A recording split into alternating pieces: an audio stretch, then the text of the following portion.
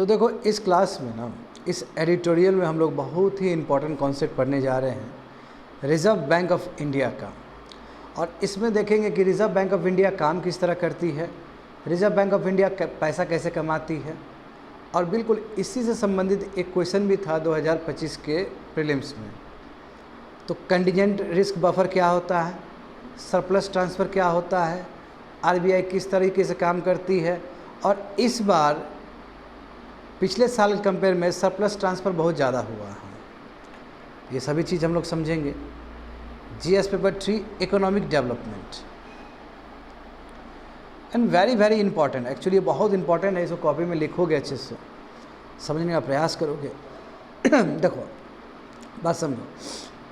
तो dividend to government, actually dividend बोलना भी गलत बात होगा, इसको कहेंगे कि सरप्लस ट्रांसफ़र, क्योंकि आरबीआई जो है वो सरकार के बिहाफ में ही काम करती है। जैसे पीएसयू सब अपना प्रॉफिट यदि शेयर करती है सरकार को तो उसको डिविडेंड कहा जा सकता है।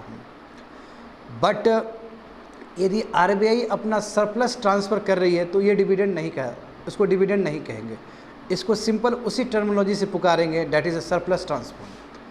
अब यदि देखोगे सरप्लस ट्रांसफ़र तो इस साल ज़्यादा हुआ है, समझे, इस साल ज़्यादा हुआ है। जैसे फाइनेंशियल ईयर 24 देखोगे, 24 का मतलब 23 और 24 देखोगे तो 2.1 लाख करोड़ था, 2.1 लाख करोड़। बट इस बार सरप्राइजिंगली उससे कई गुना ज़्यादा है। इस बार कितना है, 2.68 लाख करोड़ है, जो अपने आप में एक बहुत बड़ा बोनांजा है गवर्नमेंट ऑफ इंडिया के लिए। अब देखो इससे क्या फ़र्क पड़ेगा सरकार को, जो इस बार जो सरकार बजट लाई है तो सरकार ने इतना अनुमान नहीं लगाई थी कि इतना हमको सरप्लस ट्रांसफ़र आने जा रहा है आरबीआई से, समझे। तो इसमें ही फ़ायदा हुआ कि जो सरकार का जो बोरोइंग का जो रूट है, जो फिस्कल डिफिसिट का जो रूट है वो भी कम हो जाएगा। और दूसरी बात है, जो फिस्कल डिफिसिट का इस बार बात रखा गया कि 4.5%, वो भी कम होने का चांस है because of this huge amount. बात समझे। तो अब देखो अभी मीटिंग हुआ था central board of director of RBI का, तो उसने कहा कि चलो ठीक है 2.68 लाख करोड़ हम ये जो सरप्लस, ये सरप्लस ट्रांसफ़र है ये हम यूनियन गवर्नमेंट को देते हैं 2024 और 25 के लिए। और जबकि पिछले साल कितना मिला था, 2.1 लाख करोड़, समझ गए। तो ये अपने आप में 27% इंक्रीज़ है पिछले साल कंपेयर में, जो कि ह्यूज है।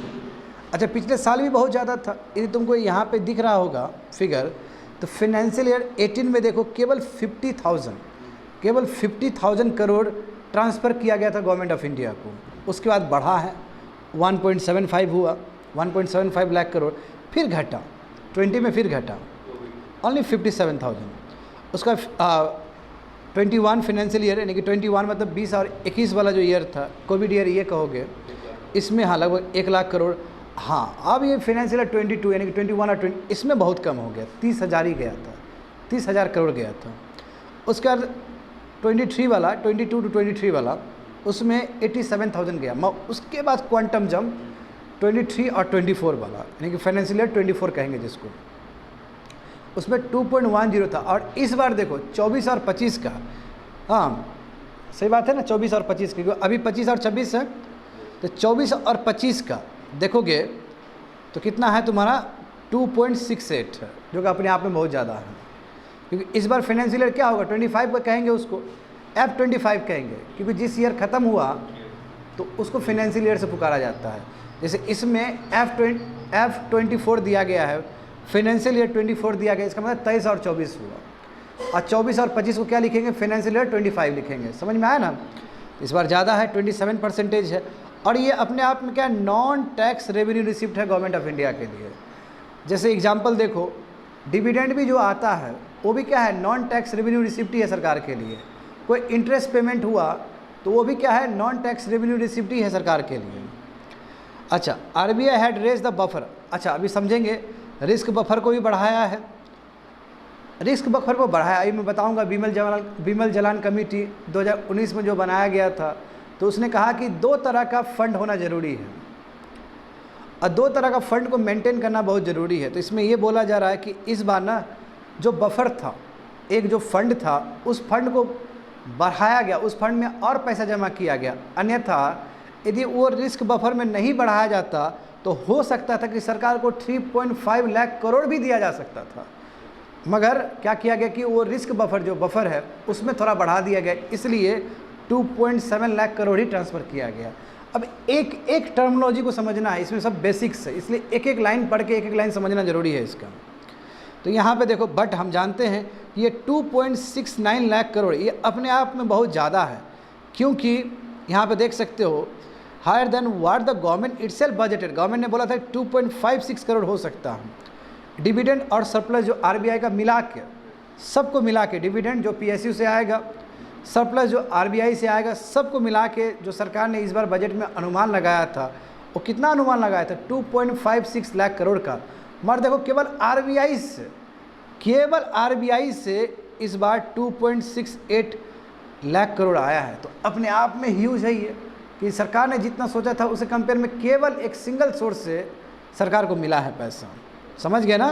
तो पब्लिक सेक्टर बैंक से तो आएगा ही, इंश्योरेंस कंपनी से तो और भी पैसा आएगा। इसका फ़ायदा क्या होगा कि सरकार जो बोरोइंग कर रही थी इस बार के बजट के लिए वो भी घटेगा, और प्लस जो फिजिकल डिफिसिट का बात था 4.5% हो सकता है वो भी घटे। जब ईयर कंप्लीट हो जाएगा, ईयर ख़त्म हो जाएगा, तो हमें पता चलेगा कि इसका असर फिजिकल डिफिसिट को भी कम करने में हुआ। अच्छा, अब कहोगे कि कैसे बढ़ा ये सरप्लस, तो अभी थोड़ी देर में समझेंगे, बट यहाँ पे समझ लो कि डॉलर सेल के वजह से, डॉलर सेल हुआ तो उससे आरबीआई कमाई, हायर फॉरेन एक्सचेंज गेंस, बाहर हमें फॉरेक्स में भी कुछ गेन हुआ उससे कमाई, और इंटरेस्ट इनकम में भी थोड़ा इंक्रीज़ हुआ है, इंटरेस्ट इनकम भी बढ़ा है, तो इस वजह से भी कमाई। और यही कारण है कि आरबीआई का इस बार कुछ ज़्यादा ही सरप्लस हुआ है। हालांकि ये जो लास्ट पॉइंट जो लिखा गया है इसके बारे में हम लोग अभी डीप डिटेल में देखने जा रहे हैं कि आरबीआई किस किस तरीके से पैसा कमा सकती है। समझ गए? अब यहाँ पे देखो, ये चीज़ इम्पॉर्टेंट है कि जब बिमल जालान कमेटी बनाया गया था 2019 में, तो उसी समय से ये कंटीजेंट रिस्क बफर, यानी कि एक फ़ंड है जो कि कंटीजेंसी सिचुएशन में मेंटेन किया जाता है। तो उस समय देखो फाइनेंशियल ईयर 19 से लेकर 22 तक ये 5.5%, यानी कि जो आरबीआई का जो बैलेंस शीट है, आरबीआई का बैलेंस शीट अभी बताएंगे कि आरबीआई के बैलेंस शीट में क्या क्या होता है, एसेट और लायबिलिटी, वो सब चीज़ देखेंगे, तो उसमें 5.5% था। फाइनेंशियल ईयर 23 में इसको कितना कर दिया गया? हाँ, 6% कर दिया गया, और अब 24 में इसको 6.5 कर दिया गया, और इस बार इसको और बढ़ा दिया गया इस बार, क्योंकि हम जान रहे हैं कि फर्स्ट लाइन में क्या लिखा गया कि सेंट्रल बोर्ड ऑफ डायरेक्टर ने क्या किया, 2.69 लाख करोड़ ट्रांसफ़र तो किया, मगर at the same time risk buffer को भी बढ़ाया है उसने। समझ गए ना? हाँ, तो बिल्कुल इसमें समझो, एक एक चीज़ समझो। आखिर ये जो कॉन्सेप्ट है कि आरबीआई अपना सरप्लस गवर्नमेंट ऑफ इंडिया को ट्रांसफ़र करेगी, ये आखिर आया कहाँ से? ये कौन सा लॉ गवर्न करता है इस चीज़ को? तो आरबीआई का जो एक्ट है 1934 का, उसमें ये साफ साफ रूप से लिखा गया है कि आरबीआई को क्या करना है, हर वो प्रोविज़न बनाना है बैड और डाउटफुल डेब्ट का, वही एनपीएस सबका, कि मान लो कि एनपीएस हो गया, बैड और डाउटफुल डेब्ट हो गया, तो उसके लिए अलग से प्रोविजनिंग करने की ज़रूरत है। और जितना भी उसका एक्सपेंसेस है, क्योंकि आरबीआई को भी अपना डे टू डे ऑपरेशन चलाने में बहुत पैसा लगता है, तो डे टू डे ऑपरेशंस के लिए, एक्सपेंसेस के लिए भी आरबीआई को पैसा चाहिए। और साथ साथ यदि कोई भी डाउटफुल डेब्ट हो गया, कोई भी एनपीएस हुआ, तो उसके लिए भी उसको अलग से बफर बनाने की ज़रूरत है, और उस बफर में क्या करे, वो फंड को कलेक्ट करे, वही तुम्हारा बफर फंड होगा। समझ गए? एंड उसके बाद जो पैसा बचेगा, तो उसको आराम से आरबीआई, है ना, सेंट्रल गवर्नमेंट को एज अ सरप्लस ट्रांसफ़र करके सेंट्रल गवर्नमेंट को वो दे सकती है। तो ये आरबीआई के एक्ट में ही, 1934 के एक्ट में ही ये पूरी तरीके से लिखा गया है, पूरी तरीके से दिया गया है। आ रहा है समझ में सब कुछ? अब यहाँ पे देखो, तो आरबीआई सेंट्रल बोर्ड, जो आरबीआई का जो सेंट्रल बोर्ड है, जो डायरेक्टर बैठते हैं, उसने क्या डिसाइड किया कि 2024 और 25 के बाद कि हम जो कंटीजेंट रिस्क बफर है, देखो दो तरह का बफर होता है, एक कंटीजेंट रिस्क बफर, तो इसको हम इसको कितना मेंटेन करेंगे, 4.5 से लेकर 7.5%। अब ये जो रेंज दिया गया, ये रेंज के पीछे रीजन है, 4.5 एमरजेंसी सिचुएशन में, और जब गुड टाइम्स हो, तो गुड टाइम्स में क्या आप अधिक पैसा अपना जमा करके रख सकते हो, तो गुड टाइम्स में 7.5% ऑफ योर बैलेंस शीट। अब जो बैड टाइम्स है, इमरजेंसी के टाइम में 4.5%। जबकि जब बिमल जालान कमेटी बना था 2019 में, जो मोदी गवर्नमेंट ने बनाया था, तो बिमल जालान कमेटी ने ये कहा था कि आप ये जो है, ये जो कंटीजेंट रिस्क बफर है, ये आप 5.5 से लेके 6.5 तक मैनेज करके रखो, 5.5 से लेके 6.5 तक।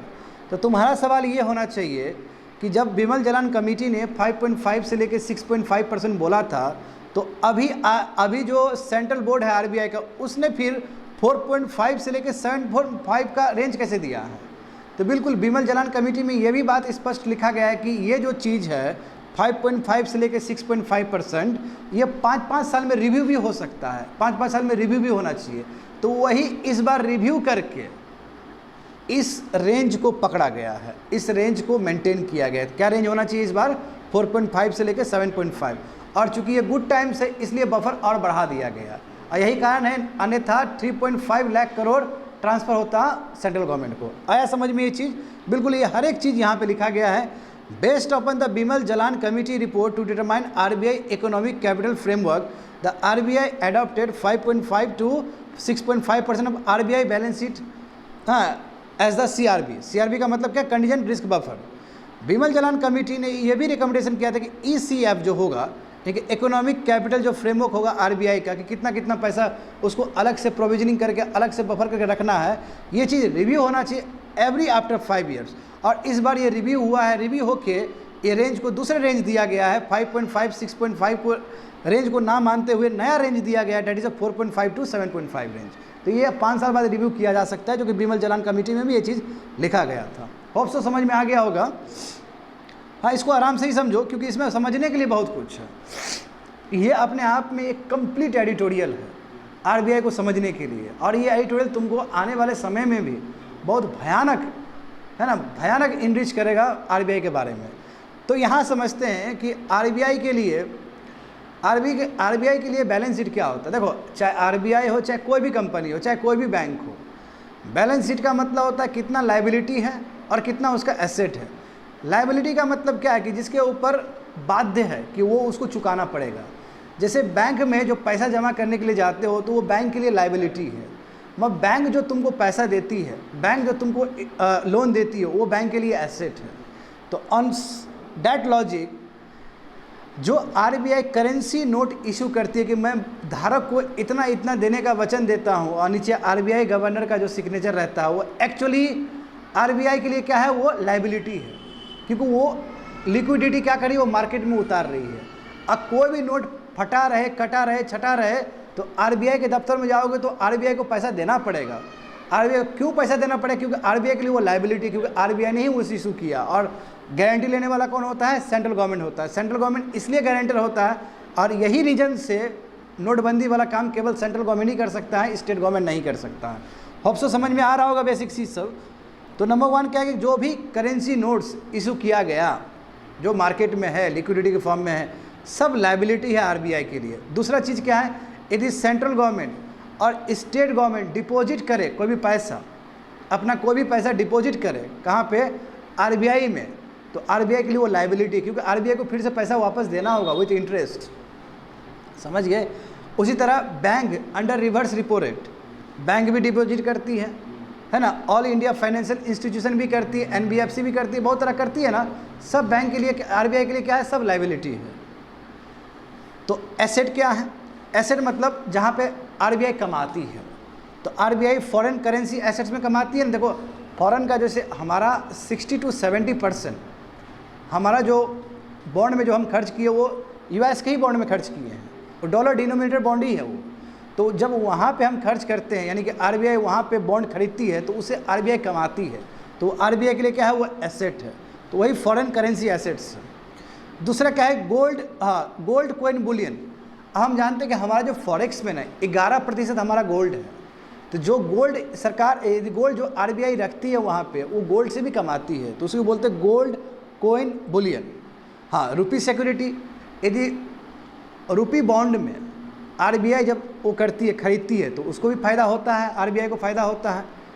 तो हाँ, मसाला बॉन्ड सब हो गया। अब मसाला बॉन्ड तो खैर बाहर इशू करता है, वो कोई भी इशू कर सकता है। जैसे रुपी डिनोमिनेटेड बॉन्ड होता है ना जी, जैसे इंडिया का ही हो गया। जैसे आरबीआई कभी भी प्राइमरी मार्केट से, है ना, बॉन्ड को सब्सक्राइब नहीं कर सकती है, वो सेकेंडरी मार्केट में ही खरीदती है और बेचती है। तो वही रुपी डिनोमिनेटेड सिक्योरिटी हो गया। या लोन और एडवांसमेंट, लोन या एडवांस स्टेट गवर्नमेंट को प्रोवाइड करेगी, सेंट्रल गवर्नमेंट को प्रोवाइड करेगी, तो वहाँ से भी कमाती है। और जो लोन और एडवांस बैंक को देती है, एनबीएफसी को देती है या कोई भी फाइनेंशियल इंस्टीट्यूशन को देती है अंडर रिपो रेट, तो वो भी आरबीआई कमा रही है। तो यही एसेट माइनस लाइबिलिटी कहोगे तो वही आरबीआई के लिए प्रॉफिट हो जाता है। तो बैलेंस शीट का मतलब क्या होता है? एसेट माइनस लाइबिलिटी, समझ गए ना? तो ये आरबीआई का लाइबिलिटी हुआ और ये आरबीआई का एसेट हुआ, इसी को माइनस करोगे तो यही क्या है? बैलेंस शीट है, यही प्रॉफिट है। तो बैलेंस शीट में दोनों ही खाता होगा कि आरबीआई को कहाँ पे लाइबिलिटी है और आरबीआई कहाँ से पैसा कमाता है। ये कंप्लीट जो पिक्चर है इसी को हम लोग बैलेंस शीट कहते हैं। अच्छा, ये कंपनी के लिए भी इक्वली हाँ एप्लीकेबल है। कंपनी के लिए, बैंक के लिए भी बैलेंस शीट का मतलब यही होता है, समझ गए ना? अब यहाँ पे देखते हैं, जैसे कि हम लोग बात कर चुके हैं कि आरबीआई को दो अपना फंड को मेंटेन करना पड़ता है। अब बिमल जलान कमेटी ने ये रिकमेंडेशन दिया था 2019 में, और उसी ऑन दैट लाइन आरबीआई क्या कर रही है कि दो फंड को मैनेज कर रही है। पहला जो फंड है उस फंड का नाम है कंटीजेंसी फंड। क्या है ये? कंटीजेंसी फंड है। तो उस समय क्या बोली थी? 4.5 से लेकर 7.5, और एट द सेम टाइम 2019 में ये भी बोली थी बिमल जलान कमेटी कि आफ्टर एवरी 5 ईयर्स रिव्यू होना चाहिए। तो इस बार रिव्यू हुआ ना, और रिव्यू होकर रेंज थोड़ा बदल गया। हाँ, यदि 4.5% कब? कंटीजेंसी टाइम में, इमरजेंसी टाइम में, और 7.5 कब? गुड टाइम्स में। गुड टाइम्स में आप अधिक पैसा आप जमा करके रख सकते, कोई दिक्कत नहीं है। और यदि एक्सेस हो गया तो सरकार को क्या करो? ट्रांसफ़र कर दो। और सरकार को जो ट्रांसफ़र किया जाएगा उसको डिविडेंड नहीं कहा जाएगा, क्या कहा जाएगा? वो सरप्लस ट्रांसफ़र कहा जाएगा। बात समझे? तो इस बार देखो, तो इस बार CF एट 7.5% मेंटेन करके आरबीआई ने क्या किया? हाँ, 7.5 यानी गुड टाइम्स के लिए आरबीआई ने क्या किया?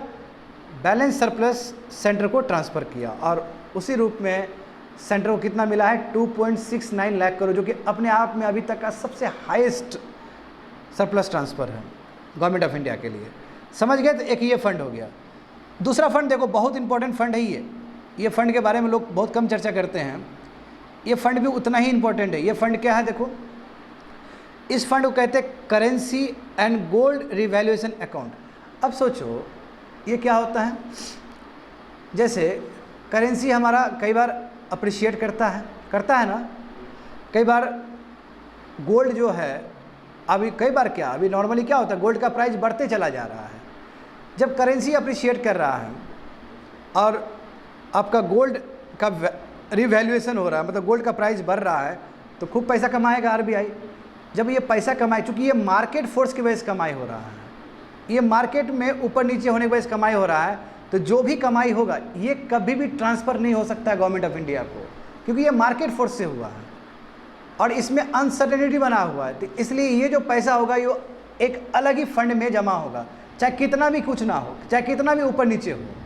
यदि मान लो कि सरकार क्या कर रही है कि गोल्ड रिवैल्यूएशन अकाउंट में बहुत पैसा कमा ली पहले कंपनी में, तो जितना भी कमाए आरबीआई, जितना ही पैसा कमा लिए, वो 1 रुपया भी ट्रांसफ़र नहीं हो सकता गवर्नमेंट ऑफ इंडिया को, क्योंकि वो मार्केट फोर्स से हुआ है।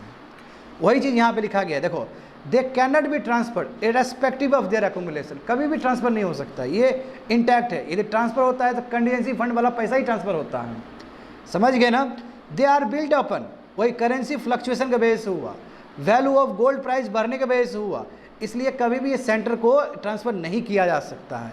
The bulk of RBI legacy reserves R ring fence from the transfer fund, इसलिए इसको रिंग फेंस कर दिया है कि कितना भी कमाई हो जाए, पहले 10% था, 20% भी हो जाए, तो ये रिंग फेंस है, यहाँ से 1 रुपया भी गवर्नमेंट को नहीं जा सकता, क्योंकि ये मार्केट फोर्स की वजह से हो रहा है। और ये करना बहुत उचित है, ये करना एकदम सही है, और बिमल जलान कमेटी ने ही रिकमेंडेशन दिया था, और उसके बेसिस पे दोनों फंड आरबीआई मेंटेन करती है। होप सो समझ में आ गया होगा ये चीज़। आगे देखते हैं।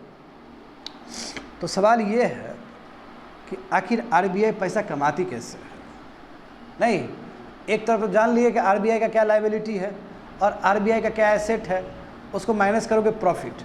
बट ये प्रॉफिट कमा कैसे रहा है, ये प्रॉफिट आ कैसे रहा है? तो इसी बार यूपीएससी में एक क्वेश्चन था, प्रिंटिंग ऑफ करेंसी। देखो, यदि मैं सही तरीके से कहूँ, करेंसी प्रिंट करने से भी आरबीआई पैसा कमाती है। अब सुनने में तुम लोग को अजीब लगेगा ये बात। जैसे एग्जांपल मैं बता रहा हूँ कि आरबीआई को 500 रुपया नोट छापने में 15 रुपया लगता है। कितना लगता है? 15 रुपया लगता है। तो 500 माइनस 15 रुपया कर दो, माइनस हो गया, कितना हो गया?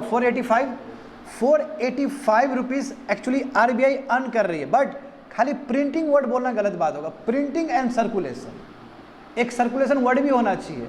जब आरबीआई कोई करेंसी को प्रिंट कर रही है और सर्कुलेट कर रही है तो उसमें आरबीआई कमाती है पैसा। उसी वो जो पैसा कमा रही है उसी पैसा को क्या कहता है? सिग्नीओरेज। हाँ, सिग्नीओरेज जो वर्ड वहाँ पे एक वर्ड यूज़ किया गया है, ठीक है, इस वर्ड को लिख लेना, ये पर्टिकुलर वर्ड है ये। In process of issuing currency allows for RBI to earn something called this one, सिग्नीओरेज। ठीक है, इसका प्रोनाउंसिएशन, एक्चुअल प्रोनाउंसिएशन देख लेना जो भी है। समझ गए ये चीज़? ये यूपीएससी में पूछा गया है इस बार। अब ये देखने वाली बात है कि यूपीएससी कितना उस चीज़ को मानता है, वो बात का विषय होगा। अच्छा, ये समझ गए कैसे कमाती है? तो प्रिंटिंग एंड सर्कुलेशन, इसमें सर्कुलेशन वर्ड भी डालना जरूरी है। दूसरा देखो, जब सेंट्रल बैंक यानी कि आरबीआई जब पैसा देती है सेंट्रल गवर्नमेंट को, स्टेट गवर्नमेंट को या कमर्शियल बैंक को इंटरेस्ट के साथ, तो आरबीआई कमाएगी इसमें, क्योंकि आरबीआई को रेवेन्यू मिलेगा प्लस इंटरेस्ट भी मिलेगा उसमें। RBI also make investment in other country, दूसरे कंट्री का बॉन्ड में भी, जैसे डॉलर डिनोमिनेटेड बॉन्ड में भी खर्च करते हो, वहाँ तो बहुत कमाई होता है। तो वहाँ पे केवल इंटरेस्ट ही नहीं मिलता है, साथ साथ तुम्हारा जो करेंसी एक्सचेंज रेट फ्लक्चुएशन की वजह से भी कमाई होता है। जैसे मान लो कि डॉलर का वैल्यू बहुत ज़्यादा बढ़ गया तो यस, तुमको बहुत फायदा होगा। तो केवल वहाँ पे इंटरेस्ट से नहीं कमा रही है, वहाँ के करेंसी मार्केट में जो फ्लक्चुएशन हो रहा है उससे भी आरबीआई कमाती है। समझ गए ना? और इतना ही नहीं, आरबीआई ओपन मार्केट ऑपरेशन से भी कमाती है। ओपन मार्केट ऑपरेशन का मतलब क्या हुआ? मैनेज फ्लोट नहीं, गवर्नमेंट सिक्योरिटीज़ को खरीदना। जब गवर्नमेंट सिक्योरिटी को खरीदेगी तो गवर्नमेंट उसको इंटरेस्ट देगा ना, गवर्नमेंट उसको इंटरेस्ट देगा। हाँ, प्राइमरी मार्केट से हम नहीं खरीदते हैं। अच्छा, इंडिया का यहाँ पे वो अलग है, इंडिया यहाँ पे हेलीकॉप्टर मनी या क्वांटिटेटिव ईजिंग को प्रमोट नहीं करती है। देखो यहाँ पे करेंसी कैसे छापा जाता है, कई विद्यार्थी लोग सवाल पूछते हैं कि सर करेंसी कैसे छापा जाता है। करेंसी छापने का यहाँ पे एक पैरामीटर है। पैरामीटर क्या है? हम कैलकुलेट करते हैं कि इंडिया का जीडीपी किस तरह बढ़ रहा है। तो जो इंडिया का मान लो कि 6.5% जीडीपी है, तो उसके कैलकुलेशन पे ऑर्डर दिया जाता है कि इतना इतना करेंसी छपना चाहिए। हाँ, एट द सेम टाइम वो करेंसी जो भी छपेगा, फिर डॉलर भी एक बहुत इंपॉर्टेंट रोल प्ले करता है कि आपका वैल्यू क्या रहेगा। तो कंट्री का जो प्रोग्रेस हो रहा है उसके बेसिस पे हम लोग बहुत कॉशन स्टेप लेके तब छाप रहे होते पैसा को। ऐसा नहीं कि फॉरेन कंट्री की तरह नहीं, डेवलप कंट्री की तरह नहीं है कि हेलीकॉप्टर मनी छापे जाओ और जेब में दिए जाओ, ऐसा वाला काम नहीं करते हम लोग। तो आरबीआई कोई कंपनी नहीं है ट्रेडिशनल सेंस से। हाँ, समझे ना? हेंस इट कैनॉट इशूड, इसलिए ये डिविडेंड इशू नहीं करती है। द राइट वर्ड क्या होगा? Surplus transfer. समझ गए? कोई ये पीएसयू नहीं है भारत सरकार का। आया समझ में? That's it, completed.